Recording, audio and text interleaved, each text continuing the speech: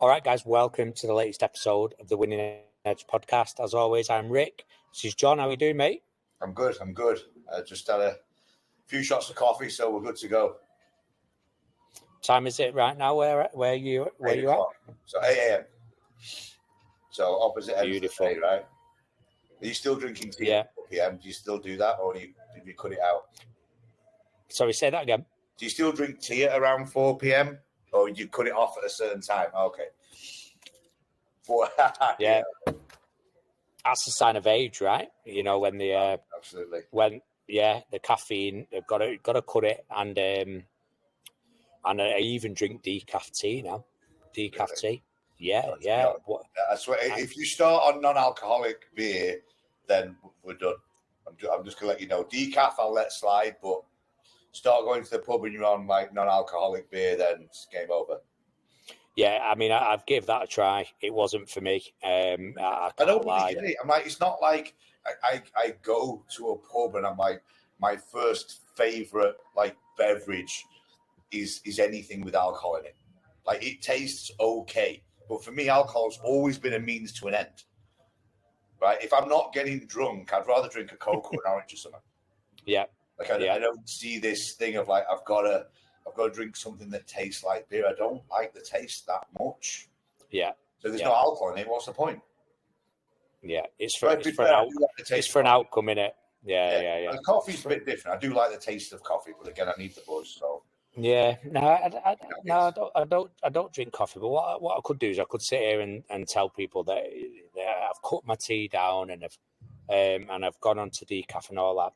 And because of all of the research that we do about the health benefits and all that kind of stuff, and it's simply because I'm just fucking getting older and it keeps me awake.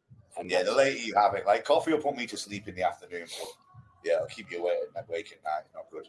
Yeah. So all good, mate. All good. Life is good here. I hope you're okay. What are we going to talk about today? So the big fight, which, to be fair, by the time you guys listen to this, will be over. But we figured it was a pretty interesting topic, the Tyson Fury versus Francis Ngannou fight, which is causing, I guess, to a certain degree, a decent amount of interest, but also a bit of controversy as to whether this fight, I guess, should really even be happening. But I think it, will lead into another conversation about the business side of sport and fighting, especially at the moment, over the last few years. It's really interesting the way it's gone for these guys to earn money, which at the end of the day is what it's all about. Us purists and pure fans want to see the best fights that really mean something, but at the same time, love it or hate it, we will all be getting up. Even if you go, I'm not paying for the pay-per-view, I'm not watching it, you'll be fucking scrolling social media to see who's won, whether you want to, whether you're into it or not, you'll want to know who won and what happened. So like, I'm all for this stuff. It is what it is. Like, do I think it's a fight that really needs to happen? No, but I'm kind of intrigued to see what happens and how it goes down. I know what I want to happen. So What's that? Look, I posted about it the other day. I'm not interested in them making this entertaining. My biggest fear is, because of the pay-per-view and because of the money involved, the conversations behind the scenes are very much, let's drag this out 8, 9, 10 rounds. Let's make it look interesting. I feel that's exactly what happened with Mayweather-McGregor. I watched that fight back a couple of times, and whilst at first glance it looked interesting, and whilst at first glance with the excitement, McGregor looked good for a couple of rounds. I thought, fuck, this is more competitive than I thought it was going to be. Actually, after watching it back a couple of times, I was like, actually, this was not competitive at all. Mayweather was just running around the ring, making it look very fucking easy. McGregor barely landed a shot that even looked powerful. The big talk of McGregor's power in MMA did not transfer to boxing at all, in my opinion. Mm-hmm. Now, don't get me wrong, no one's really landed a hard punch on Mayweather in his whole career. But Mosley landed a big shot, but that's been about it. So that's not a knock on McGregor there, but just watching the fight, a lot of it looked very pillow hands to me on both sides until Mayweather decided to walk it down and finish it. That to me doesn't do either sport a justice, right? What is the difference? All of a sudden, it just makes it look like the difference between a high-level boxer and a high-level MMA guy is not that big. Now, I think it's huge, and I want Tyson Fury to prove that. I don't care if I pay $80 for the fucking pay-per-view and it's over in a minute, right? I go back to Mike Tyson days. Do you think Mike Tyson's going to carry someone if this happened in his day when he was at his prime? He's going to run over the other side of the fucking ring and bang whoever the UFC champion is out, right? When this happened the other way round, when Randy Couture fought James Toney, Randy Couture did not fuck about. Yeah. Randy Couture fucking took James Toney down, pummeled the fuck out of him. It was over very quickly and very easily. It was very easy to go. Boxers do not belong in a cage. Yep. Now, striking, it's a little bit different. And Ngannou hits hard. Anyone hits that hard, you have a fucking chance. I just want Fury to show that there's levels. I don't care about you making it entertaining. That's not value for money for me. I don't care if it goes 2 minutes and Fury shows the world that you can't just step out of the UFC cage, even if you're a champion, and jump in against the so-called best. I mean, people are calling Fury. I don't think this is going to be the case as time goes on, but one of the best heavyweight boxers of all time. Like, you can't be called that and then end up going 10 rounds with Francis Ngannou. Like, I agree. That's my take on it, and I will get more than my fucking money's worth if it's over within. I'd like it to be over in 1 round. If it takes a little longer, 1 to 3. With Fury barely getting hit, making Ngannou look stupid, and then just knock him out.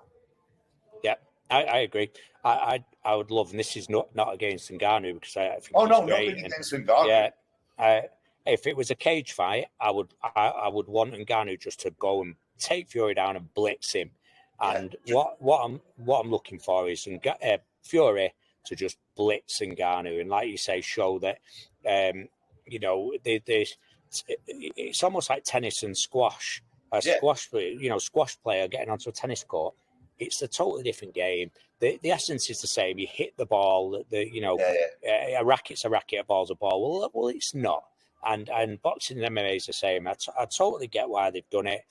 They, like you say, we'll maybe get onto the business side of things and the whole thing of the public in a second. But they're 2 totally different games. And for me, like you say, Fury, I love him. He's a showman, one of the few showmen in world boxing now. But I'd love to see him just go out and make a statement and absolutely iron out Ngannou and end the fight quick. Yeah. No, like I say, I don't know whether that's going to happen. I have a hunch he probably won't. And like you say, Fury the showman, is he going to go a couple of rounds, realize that Ngannou can't get near him, and then just play around and have fun, which is risky because it still only takes 1 shot from someone like Ngannou. I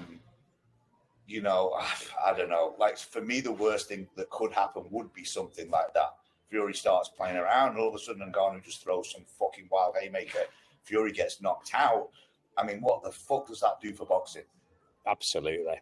Really, as a boxing and an MMA kind of purist, I don't want to see either sport tainted, whereby all of a sudden that conversation starts to come in now that, well, best heavyweight, of our generation, and he gets knocked out by the MMA guy. Like, doesn't look good for the sport. No, it doesn't. And statistically, it's low, but there's always a chance. And like you say, these big guys, especially, they can all fucking punch, can't they? And if he lands, it's like, ooh, and not just for Fury, obviously, the fact that he's been beaten, this and other, but the reverberations around the credibility of the sport then, and the credibility of the top level people, and it's like the old giant killing in the FA Cup. It does happen occasionally, but if you look now in the modern game, you wouldn't get a conference or whatever those division sides are. You wouldn't get them beaten, even though Man United are pretty shit right now. You wouldn't get them beat. You wouldn't get them beating Man United. The level would be, and again, that's no disrespect to Ngannou. He's an elite athlete, but he's an elite athlete in his field, in his what's the word I'm looking for? In his game, let's say. And the two are totally different. So I agree with you. I'm fascinated by the way combat sports are changing. Like you say, purists in us, we both just want to see hard men, skilled men having great fights. But as life is changing, as society is changing, the entertainment industry, or let's call it for what it is, the entertainment business is changing, and there's new entertainment styles, arguably for a new fan base. You know, the old dinosaurs like me and you are less and less now, and there's they're appealing to the next gen, aren't they? To the kids, Yeah, all this, that, the other. absolutely.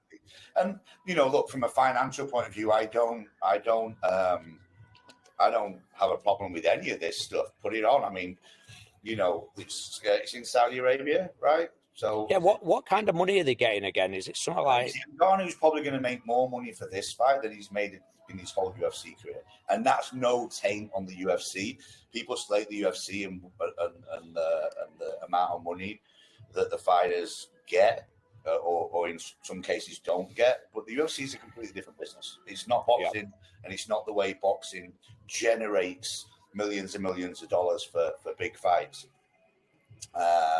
And it has its for and against. But at the same time, I just want to see if these fights are going to be put on, let's not turn it into an exhibition stroke show. Make it fucking real. Let's really see. Like, if you go back to, you know, the old argument and how the UFC even started, you know, does a kickboxer beat a boxer? Does a boxer beat a wrestler? Does a jiu-jitsu guy beat this, right? Those guys didn't fuck about. You watch UFC 1 and 2, they went in to prove my sport's better than your sport. Yep. And that's what generated the interest, and that's what in the end created MMA, UFC, and the big sport that is now, right? And I just want that attitude. That's all I want to see. I don't give a fuck whether it's Jake Paul versus fucking Nate Diaz or Ngannou versus Fury, whatever. Let's make it as real a fight as fucking possible. Let's not. Yes, there's the entertainment factor, but I really don't care. The entertainment for me is seeing both guys go 100% to prove that their sport's better. Not that their sport's better, but a true high-level boxer is going to be a true high-level MMA guy, no matter what, and vice versa the way around. I mean, it's not, to be honest, it's not a coincidence that so far barely any boxers have done this the other way around.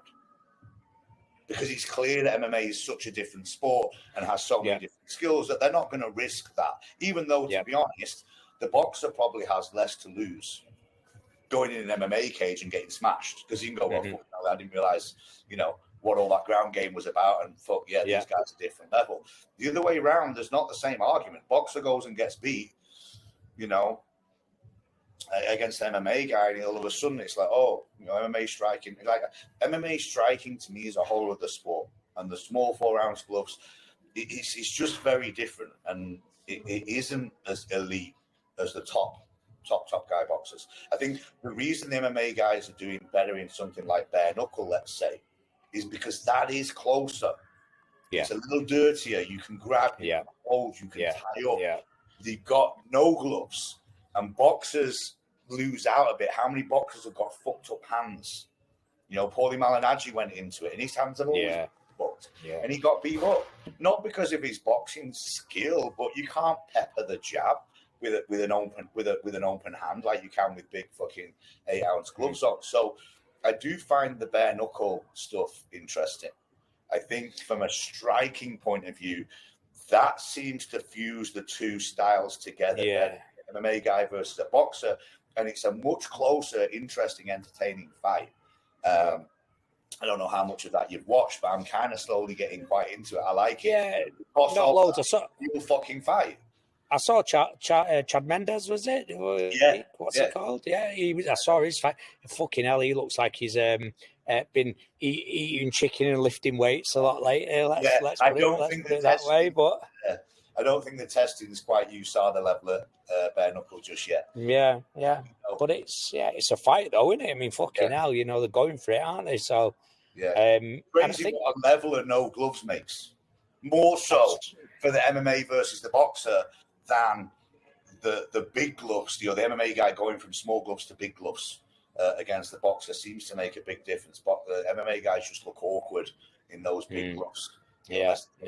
Boxing background. But even watching, I don't know if you've watched some of the live workouts are hard to fucking get a feel for, right? But you watch Fury move around and you're just like, this is levels. And then you watch Ngannou fucking, lumbersome fucking throwing. It just doesn't look good. Yeah. I'd say what I'm interested in. I'd welcome your thoughts on it. What do you think of John Fury? He's starting to get annoying. So a mate of mine messaged me yesterday and sent me a clip of him getting more and more involved, getting in their faces at the stare downs and all this shit. And yeah, he was entertaining at first, a couple of years ago when he was getting involved. But it's like he just can't help but want the limelight. And it's like, look, your son's the fucking heavyweight champion in the world, right? He's the guy. We're not here to listen to you. We're not here to listen to you go and I'll fight any man and It's like, he's calling Mike Tyson out. And he's just like, I'm not interested. And it's a shame. I wish Tyson Fury would actually sort of say something and be like, look, Dad, get out of the fucking way. Like, this is not just about you. Because he's sure, I get it. It sells a fight. It's all part of it. But, he's disrespecting the other corner's boxing coaches and being like, who the fuck are you? And you're like, well, no offense, John, but who the fuck are you when it comes to the boxing world? You're not Tyson Fury's coach. You're a bare knuckle fucking tough guy back in the day. Don't get me wrong, I don't want to fucking tangle with him. Not a chance. But let's not get fucking carried away. You're an old man and you're fucking doing all this shit. I'm under no illusion he'd love to fucking get in with Tyson for the money and just have that whole thing. But that's exactly what you just said, though, isn't it? Let's be clear. John Fury is a fucking hard bastard, right? Absolutely. I'm not knocking that. You see people on comments on social media, and they're like, John Fury's this, and I think to myself, are you fucking mad? He is a fucking right hard bastard. He would fight. But boxing's boxing, and but that was it. Because there's that famous clip of him getting knocked out in an heavyweight bout, isn't there? Yeah. And people are like, "Oh, he can't be that tough." And it's like, no, that's a boxing match. And boxing's boxing. Yeah.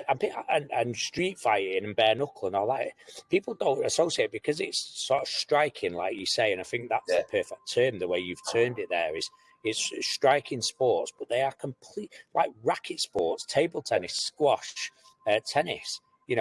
They're all fucking different, and John is, was a decent boxer. Anyone who gets in the ring deserves respect. Yeah. And look, most of the best boxers in the world have been knocked out. Yeah, Lennox Lewis, people like that.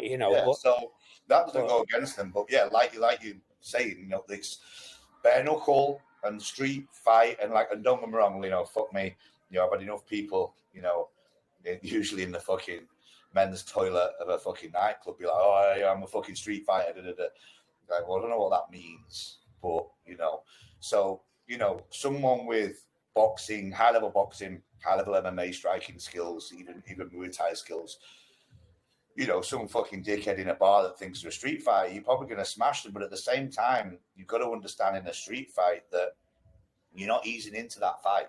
You're not warming up a bit. You're not throwing a few fucking jabs and moving your head and dancing around in space. These fights close distance very fucking quick. If it's that kind of a fight, you're grabbing hold of things. You're fucking punching. You've got bare hands, which fucking hurts.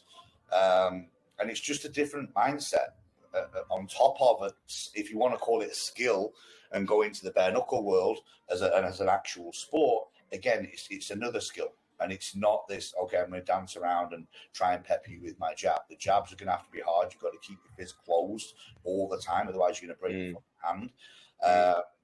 Even where you land shots, you can't be landing shots across the forehead and the temple and the top of the head too much. Whilst it might hurt your opponent, again, you're going to probably break your fucking hand. In boxing, you can land a shot anywhere, But to be fair, I've thrown a big shot with my fucking 16 ounces on and hit someone's fucking elbow, and that's hurt my fucking hand. It's and these are the little nuances that people that don't spar, don't fight, have never fought. They don't get the differences. They just think it's all kind of the same. And if don't at you the think lower level, a boxer with no fucking gloves on is going to take someone out on the street, but we're not talking about that. We are talking now about trained fighters and these different arenas that they can all fight in does change things a little bit. Mm. That said, You think they're in a boxing arena, and that's why I want to see the fucking boxer do what he's supposed to do. yeah, but don't you think though, and maybe going off on one here to the side, and arguably I'm leading you down a path here, but anyway, by saying don't you think, but as it morphs into the entertainment business, there's a shift in society, I think, and in terms of the mindset of the fan. You know, like you've just said there, you know, everyone's got a fucking opinion. Everyone's an expert on this. People who've never had a fight before don't understand the basic nuances of the difference in combat, never mind the levels. And I just think that society has changed as well in terms of the online troll, the online abuser, the online, you know, people, Tyson needs to do this. Well, he's the fucking heavyweight champion of the world. He is better in his sleep than you will ever be, you know. And I think it's fascinating watching how, and I wonder where other sports, because other sports fuse it well, don't they? Like American football fuses that thing of, they have the entertainment factor, but then when it comes down to the sport, it's still all in it. Yeah. And I think if you look at other sports, they're trying to they recognize now that business element, that the people want a different kind of entertainment now, and they want a fusion of entertainment. People's attention spans are non-existent, aren't they? So they've got to have something to grab the and that's where Jon Fury and all that come in, because you know you're tuning in if you like him, but you're tuning in if you hate him as well, aren't you? You know, but like you used the word before, like the purists, you know, arguably the purists are a lessening breed now, and it's people tuning in because they want to be entertained, whatever entertainment is, and it's not just the fight anymore, is it? It's the build up, it's the razzmatazz, isn't it? You know, I think so. I mean, you hit the nail on the head with the term business, right? Let's be honest, sport is a business. It is what it is. So the minute the bell goes, the whistle goes, whatever it is, you know, by and large, most sports, they are 100%. That's it, focus on the sport. But the shit that goes around the outside of it now has got so much bigger and so much more exaggerated. Like if I go back to some of the big fights, you know, 20 years ago, maybe even 30 years ago, you know, we were still a little bit more entertained by certain fights, especially if there was some needle there and there was a bit of talk. Problem is, the talk wasn't in your face quite so much. You know, I was laughing, talking to someone the other day, you know, about getting up in the middle of the night and trying to watch certain fucking fights, and even sports, anything that's on America, because you grew up with like 3 or 4 TV channels, right? So the access to all the media that was going on before, you didn't get. There might have been, if you're lucky, you know, you usually read it in the papers, you know, the press conference or some needle, or this fighter said this and this fighter said this, or it's a rematch and something's gone on. But obviously with the modern day world of social media, like almost everything on social media, everything's now got exaggerated to keep people entertained. And whereby me and you, I don't need that level to be entertained, because I never have when it comes to fights. I can just look at the fight and go, okay, is this a fight I'm interested in? What's the background? What's the history? Why are they fighting? What's it for? Like you say, the modern day fan who maybe isn't a super purist fight fan or sport, if we talk about other sports, but they need a little bit more. And it's all about generating as much money as possible. Now, I don't know how much all that stuff makes a big difference. I need to do, because they're all fucking doing it, and they're all doing it at an exaggerated level. I mean, there was nothing more embarrassing for me, and it just showed the sign of the times and how all these, I mean, I can't even call the WWE a sport, but I get it, but how it's all intermixing. Like you saw Logan Paul at the end of who the fuck did he fight? Dylan Dennis. I mean, that was fucking embarrassing. Yeah. That take me on to I'll fight Dylan Dennis tomorrow, and it'd be more fucking entertaining than that. But anyway, it's a side note. What kind of number would you do it for, John? How much money? You know what? I'd do it for a bit of fucking exposure to get on TV, to be honest. Nowadays, I don't care about it. Someone like Dylan Dennis, I won't even be afraid of in a boxing ring. I'll be honest. Just get in there and blitz him. I'll box him fucking tomorrow. And that's not me being cocky and fucking hard. He's a great jiu-jitsu guy, MMA, Probably not, because if he's going to go to the ground, I'm going to get smashed. But if we're talking pure striking, I'd fight that guy tomorrow. He showed fucking nothing. And that's not to take anything away from Logan Paul. It was just embarrassing. Yeah. But my point on where I was going was, at the end of the fight, they're asking Logan Paul what's next and stuff. And in front of millions of people, whoever's watching this thing, he calls out fucking Rey Mysterio for the American whatever WWE title. And you're like, what the fuck world are we in when this is all intermixed? That this is his next call out, this is his next business fucking thing. Not that, WWE's like the UFC, it's a big fucking thing. He's an employee. Well, the two are owned by the same company now, aren't they? So just the fact that was even mentioned, just shows what a business this all is now, and how interlinked it all is, and how they're basically, me and you do a lot of business mentoring, if you will, and whilst I don't quite get all of it, it's business 101, right? Give the people what they want, and these guys and the Paul brothers and these newer sort of promoters are looking at what's the audience now, right? Yeah. I mean, the fact that Showtime and HBO have just ditched boxing, is unbelievable. Unbelievable. Like, that's a huge. They're on about Sky doing it now over here as well. Sky are going to ditch boxing. Can you imagine? Like, I mean, that's what I mean. For the UK, Sky is for people that don't know, depending on what country you listen to this in, but your Sky, HBO, Showtime, these have always been the big players in boxing. Like, that's where the pay-per-views go. So, to me, that's scary. Let me ask you then. Let me ask you this. So I've got what I think is a really valid question for you here. And it's mad, like you say. It's like Man United winning dare I say it, Man United winning another trophy, which is not going to happen anytime soon, but winning the trophy and then saying, we want to play the Chicago Bulls next. And it's like, that don't fucking happen, does it? But so for me, the problem is, and I'll get to my question for you now, the problem is that in boxing now, I look at British boxers and American boxers, Mike Tyson, Evander Holyfield, Riddick Bowe, those great heavyweights of my sort of early teenage years, or our early teenage years, should I say, Mayweather. And then obviously there's one or two names, but I look at, Chris Eubank, Nazim Hamed, Frank Bruno, Nigel Benn, and I think to myself, Ricky Hatton, Tyson Fury is arguably the last one. I think to myself, where's the next superstar? Yeah. And so my question, I suppose, to you is, what does it take to be? Because that's the problem, isn't it? There's no stars anymore. Yeah. So what does it take? Because if you've got 5 years, if we're sat here 5 years ago, 3 years ago, even a year or two ago, and some dude that used to play fucking FIFA on YouTube says, let's say 3 years ago, if some dude, KSI, goes, I'm going to sell out an arena in Manchester and it'll be a boxing match, I'm going to generate millions of dollars in pay-per-views, he would have been laughed out of the room.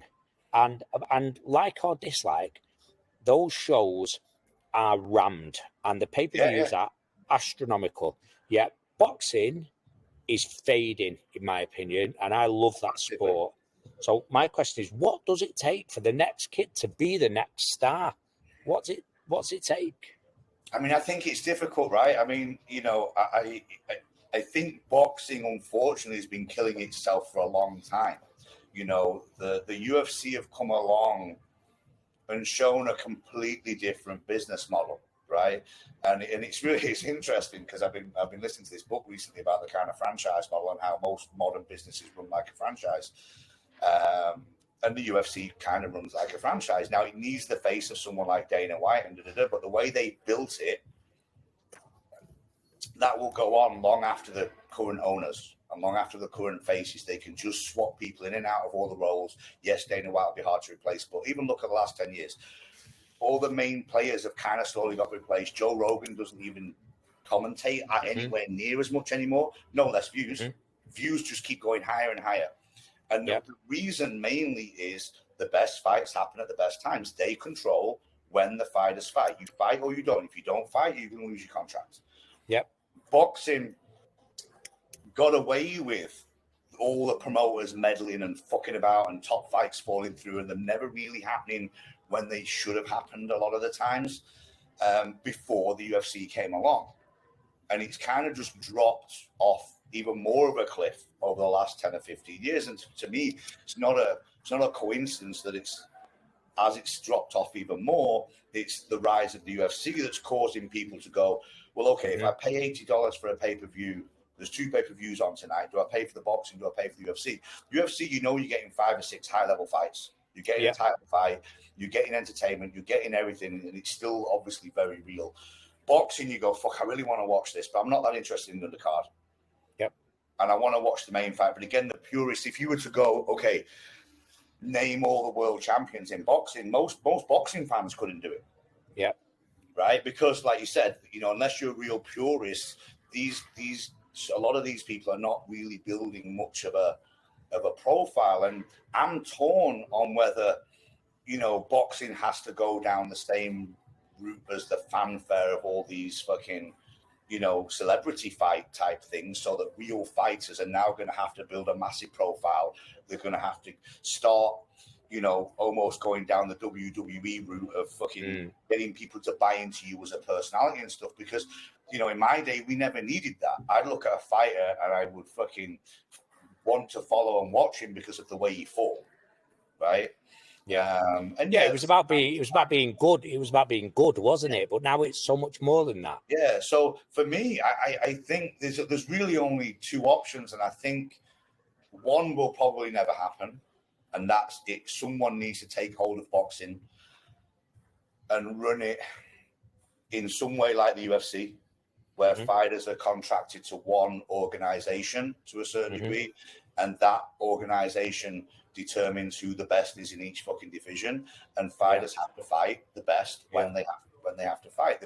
The problem with switching that anytime soon is all the world champions, all the top guys right now are going to go, well, someone like Canelo is going to go, I can earn 10, 20 million a fight. Yeah. Now you want to this organization and drop to like $1 million, maybe 2 million for a title fight. Like, that's not happening.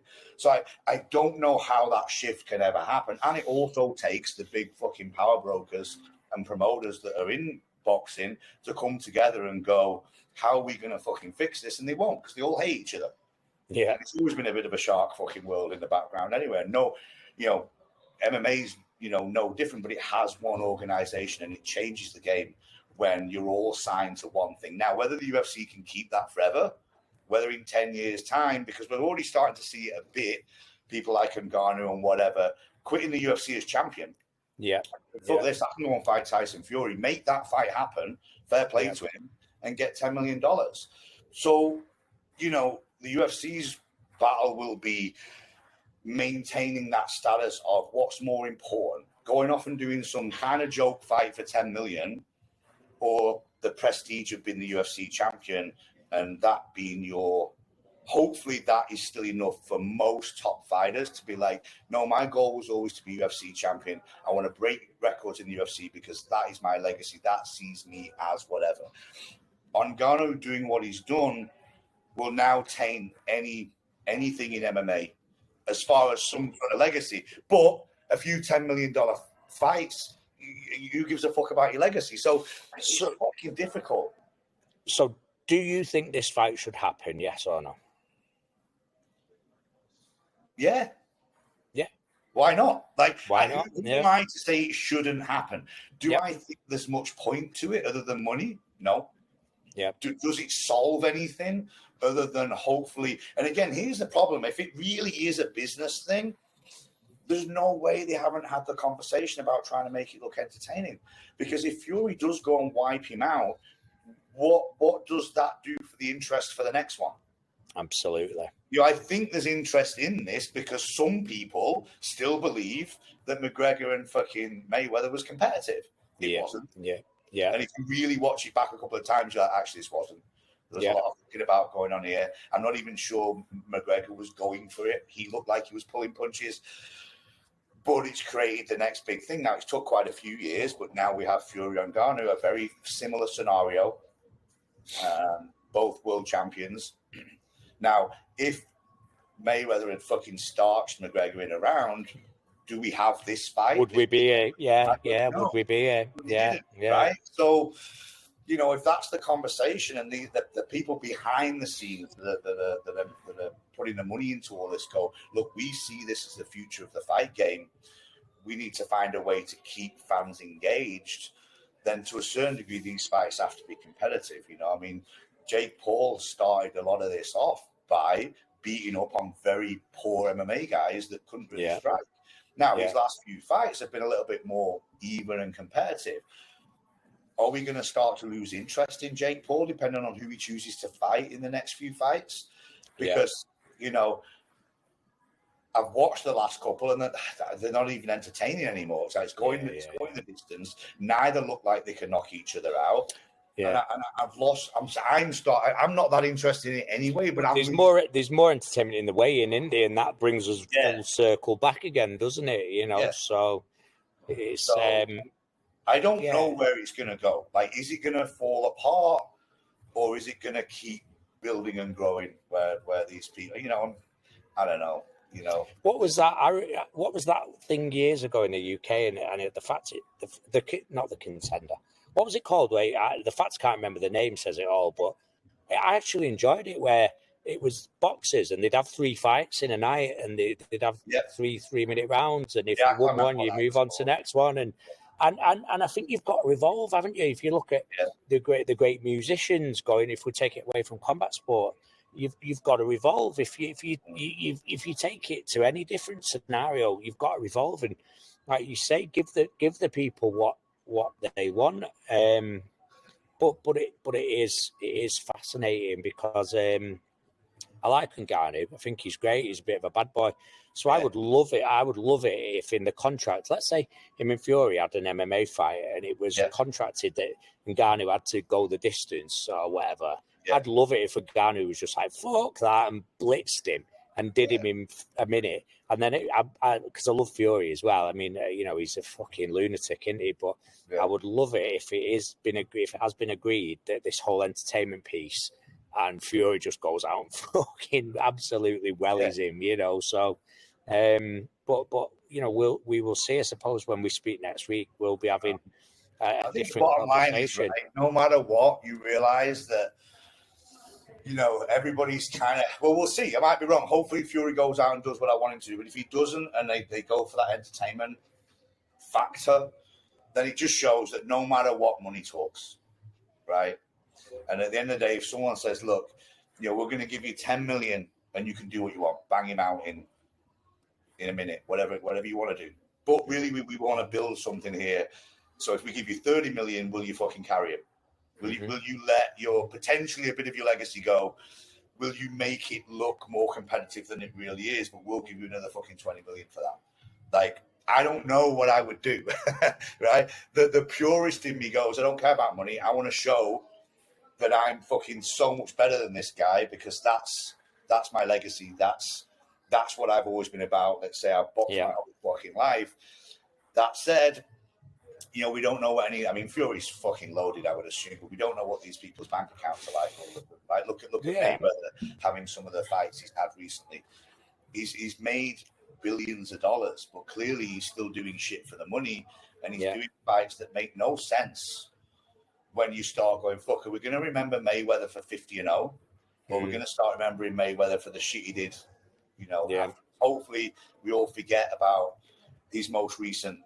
Fights where he wasn't Floyd Mayweather at the end of the day. But if that pays the fucking bills, then, like I said, I have no issue with these guys doing it. I just think for me, it's the perception of it all and how the new fan is now looking at fight sports, and it's also, again, good or bad, I don't know. Is it giving the impression that anyone can do this shit? You come from a world where you're like, look, not anyone can do this. I respect every fighter at any level because of how fucking hard it is, right? Yeah. But now young fans, sat at the computers and their desks are like, oh, go and train a bit. I can go fight anybody. Yep. Now, is that a good thing that people are now maybe less scared to go and fucking take this up and give it a go? Maybe. But at the same time, again, the old man in me goes, you kids need to respect this sport a little bit more. Yeah, But respect the and sport itself not showing yeah. that. You know, the fact that these fucking idiots are calling out, you know, someone like Jake Paul keeps calling out Canelo, you just like, you on drugs. Yeah, you've got to respect the level. And I'd love Canelo to just one day go, you know what, let's just quickly do that. Yeah, let's do it now. I do think Canelo's the kind of guy that wouldn't buy into the hype and fucking play around. He would just go in and go, look, I'm just going to shot, because Canelo's loaded. And this is why this will never happen to a certain degree. Although Fury's arguably probably got more money than Canelo, but I do think Canelo's in it for legacy.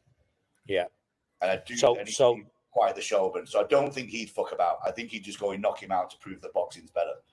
I think you've just nailed it, and probably out the last point there where we draw it in. Yeah.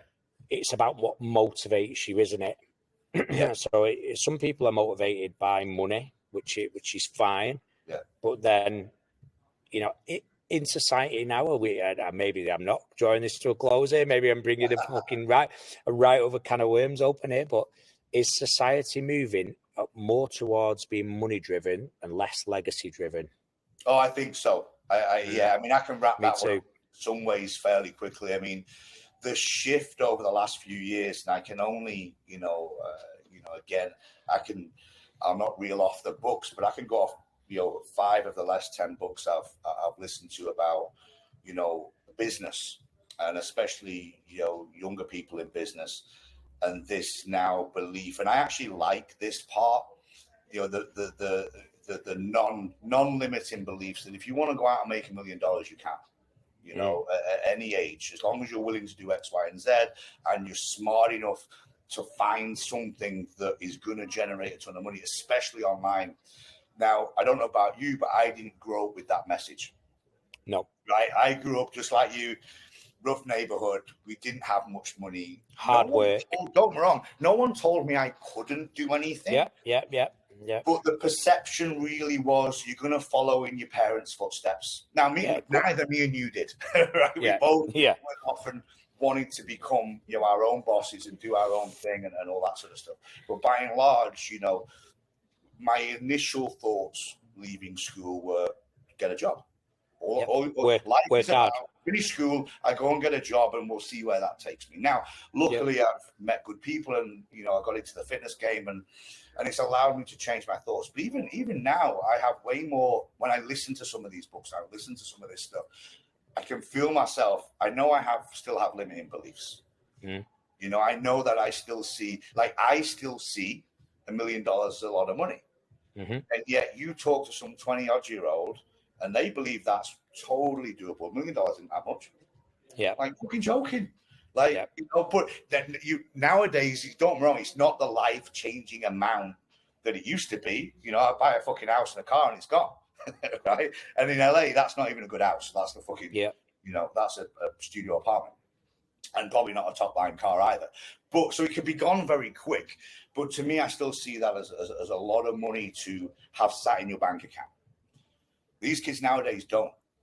It's and it's not just because I'm talking about 30 years ago, $1 million versus now. It's more just that everything that's being put out there is, I think, allowing people to believe, and especially with the amount of it's fast, easy, bang. Things. It's like it is possible. Now, is there a lot of being willing to sell your soul for that kind of money? And just do anything that's going to make you a lot of money. I would think there's a lot of that as well. And that's where I struggle a little bit. It's like I'm not willing to sell my soul. There's a ton of things I could do online to make money, but I don't want to. So you're not doing an OnlyFans anytime soon then, John? No. No, but to be honest, I don't think that's going to be my fucking route to a few $1 million. I think you're doing yourself a disservice there, pal. Well, actually, no. I mean, I'm not fucking hell. I'm not going to get fucking cancelled. There probably would be, if I was willing to really sell my soul, a market for me on there, but not the market. I think we'll leave that. We'll leave that where it is. Definitely not the market I'm willing to fucking go down. Just so everyone's clear, mine and John's bromance will never go to that level, will it? We know that's just not for us, mate. It's a fascinating subject, isn't it? And it's crazy. It's fascinating to look at society. I mean, part of modern day business, right? Me and you are trying to work with people on that line. You more than me. You work with a lot of people, and a lot of younger people, and you building businesses. And whilst you're, I imagine, trying to stay strong to all the main pillars of building a business, these kids are coming in and teaching us shit, and you're going, hang on, how did you make that much? Yeah. Mate, how did that post make you this much money again? Absolutely. Absolutely. Which is a good thing, right? We learn. I learn by helping other people, and I also learn by listening to what these kids are doing and going, oh, fuck, right, okay, that works. Yeah, mate. There's a social media channel that I stumbled across the other day, and it's an ex. And I found myself fucking fully vortexed into this before I knew it.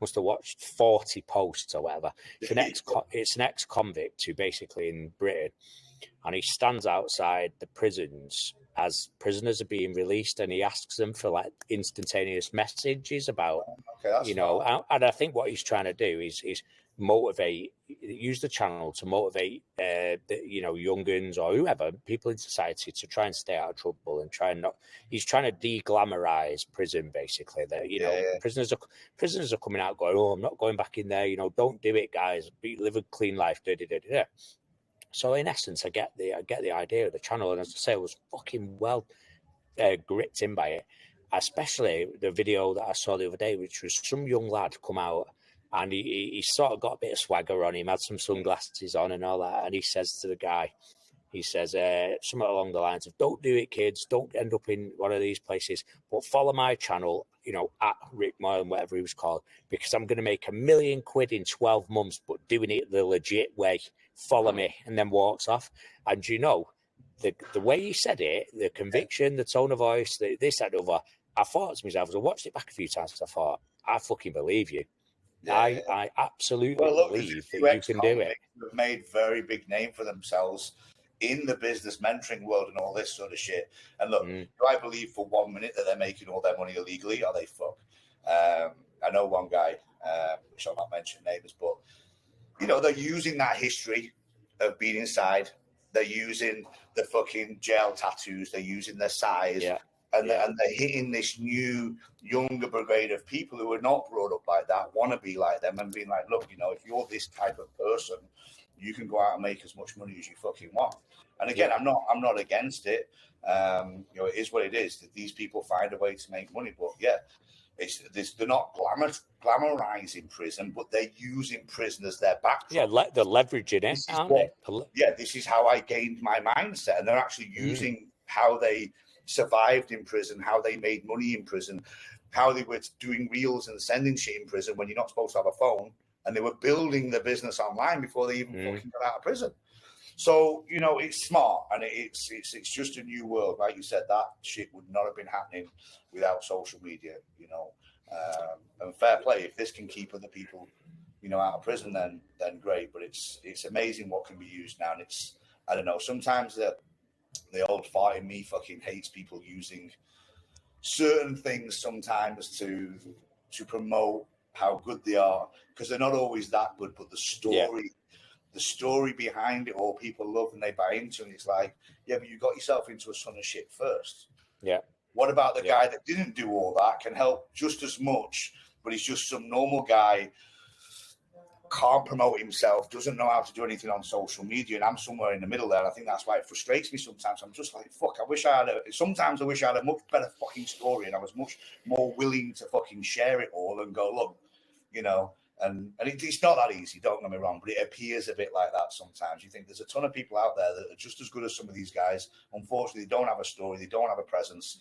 They probably charge a lot less, and they can help you just as much. These guys, but there's that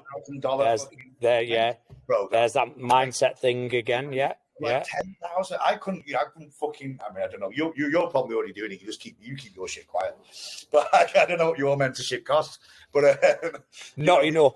Not enough is the answer to that. Not enough. $10,000. I couldn't imagine. Like, maybe I have the knowledge to be worth $10,000 to come and fucking learn off me for a year. I don't know, but I don't think I have the arse to put it out there that, hey, come and learn off me and spend $10,000. Mate, it's a funny shift, isn't it? Buying into the knowledge, they're buying into and they're very smart, to be honest, but they're buying into the personality. They're buying in like Yeah, that they're coming, and I want to be like that guy. I mean, and that's been like that's always been the case. People buy into that individual; they don't necessarily buy into the business. So, what's that saying? Sell the sizzle, not the sausage. And that's got to be the most English saying ever. I don't think what's American sort of bad? Are we even talking about sausages? Forget it. Let's move on. Let's move on. Yeah. That was a fucking exactly that. But mate, you move with the times or you get left behind. Just like training methods evolve, the fundamentals are the same. The fight game's changing. The business of it's changing. You either move with it or you get left behind. Absolutely. Unfortunately, because sometimes you don't want to move with the times, but that's another topic. So, cool. That's been awesome. Let's see. Let's next week we'll touch on who won and how it went. Yeah. We're a week behind everything, so don't worry about that. But we'll touch on it next week and then go into something else. Cool. Good effort. All right, mate. Well, listen, as always, I'm Rick. You've been John. It's great to speak to everyone. Give us a like, give us a share, spread the word, and let us know your thoughts on today. And thanks for listening to us. We'll see you soon.